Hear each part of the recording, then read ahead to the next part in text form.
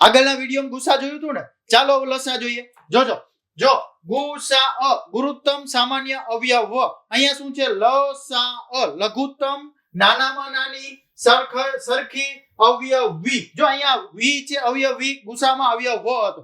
અવયવી એટલે શું? તો જે સંખ્યા હોય એના ઘડિયામાં જે આવતી હોય સંખ્યા, બરોબર. જોજો, જેમ કે અહીંયા લખ્યું છે 20 અને 25 નો લસા. 20 ના ઘડિયામાં કોણ આવે?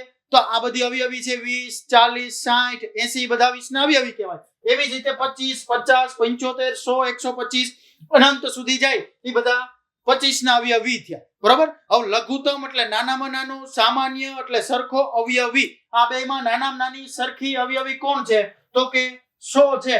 તો આ બેનો લસા થયો 100. સેમ ટુ સેમ બીજું ઉદાહરણ જોઈએ. 30 અને 50 નો લસા જોજો. 30 ના અવયવી કોણ? 30, 60, 90, 120, 150, 180 એવી રીતે અનંત સુધી ગયા. સેમ 50 ના અવયવી કહું તો 50, 100, 150